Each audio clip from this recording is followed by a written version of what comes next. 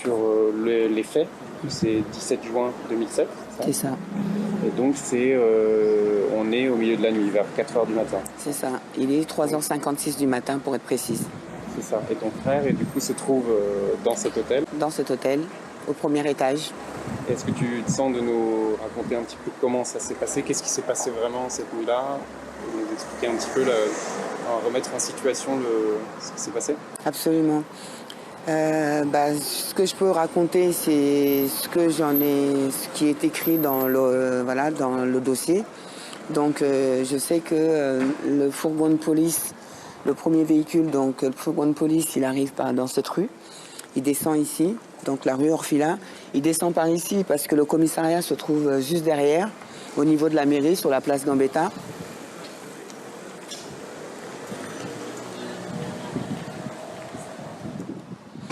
Et le fourgon se gare ici. Dedans, il y a 3 policiers. Il y en a 2 qui vont descendre et venir jusqu'ici. Traverser là. Et le 3e va arriver avec quelques secondes de décalage. Et donc, il y a la policière qui passe sur le trottoir, tandis que le chef d'équipage, lui, va passer sur la chaussée pour traverser en face de l'hôtel. Donc ici, en fait. Et donc, il y avait une 2 chevaux ici et une Peugeot 205 ici. Et en fait, l'espace entre les 2 véhicules se trouve pile poil devant l'hôtel. Et donc, le policier qui est le chef d'équipage, c'est Mertens, lui, il va traverser ici entre les 2 véhicules. Et là, il va déclarer qu'il va voir 2 beaux mollets. Et il va demander au propriétaire des mollets de sortir. Et donc Lamine va commencer à sortir, mais lui va dire qu'il a eu peur, au vu de la taille des mollets de Lamine, de perdre le contrôle de la situation si Lamine se retrouvait debout.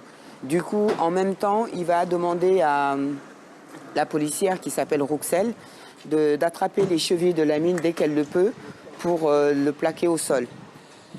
Et donc Lamine chose qu'elle va faire, Lamine va tomber face contre terre, il va hurler de douleur et le cri de douleur va être entendu dans le bâtiment en face au 6e étage. Et pendant ce temps-là, ici au 2e étage, il y a un couple de médecins, témoins de la scène directe, qui avaient appelé pour tapage nocturne dans l'hôtel. Ils ne savent pas du tout si Lamine est lié aux événements dans l'hôtel ou pas. Le policier va expliquer que, ils vont interpeller Lamine pour sa sécurité parce qu'il voit une flasque de whisky dans le caniveau à côté. Et donc, à ce moment-là, il y a le 2e véhicule qui arrive dans cette rue. Et pile poil...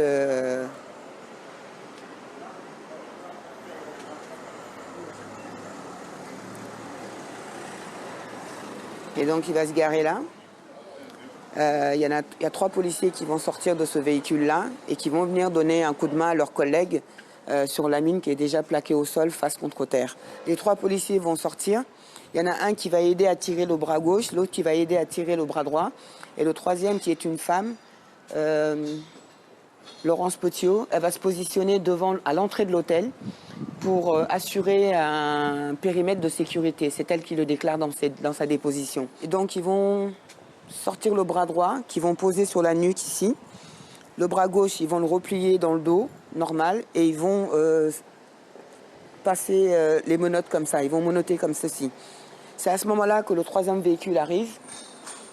Et dedans, il y a 2 policiers, un lieutenant et un capitaine. Et c'est là que la décision va être prise d'attacher les chevilles de Lamine avec une ceinture de contention en cuir. Donc ensuite, ils vont le traîner d'ici jusqu'au fourgon qui est garé ici. Et donc, ils vont le poser ici dans le fourgon, face contre terre. Et ils vont s'agenouiller à plusieurs sur lui. Il va y avoir un policier sur son épaule gauche, un sur son épaule droite, un sur son bassin. C'est le capitaine, le plus lourd des 8 policiers. Et il va y avoir le 4e policier qui va être sur les jambes repliées jusqu'au fessier. Et il va s'agenouiller sur les jambes repliées. Un témoin va descendre du haut de la rue.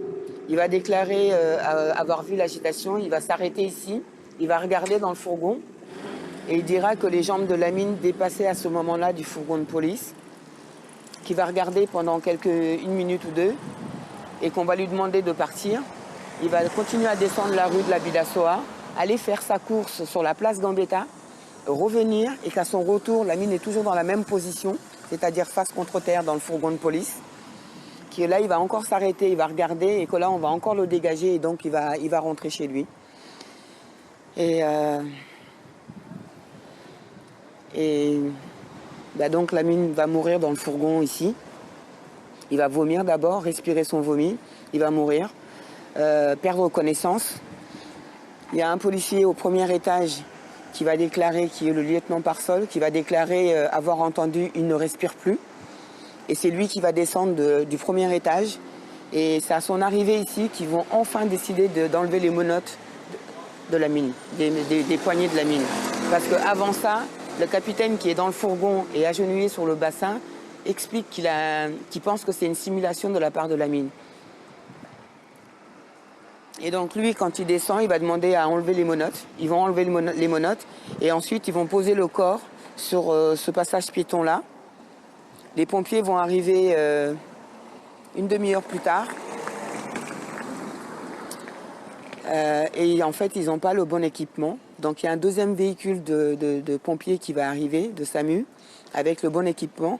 Parce qu'ils disent que dans l'appel qu'ils ont reçu, il est indiqué que c'était une personne malade. Et donc, ils ne pensaient pas que c'était une personne qui avait perdu connaissance, qui était inconsciente et que donc il faut un appareillage spécifique pour la réanimation. Et c'est pour ça qu'il va y avoir donc un deuxième véhicule. Et le deuxième véhicule va arriver avec un quart d'heure d'intervalle. Donc c'est-à-dire 45 minutes après la perte de connaissance de Lamine, avec le médecin. Et donc ils vont procéder à la réanimation sur ce passage piéton, qui va durer aussi une demi-heure.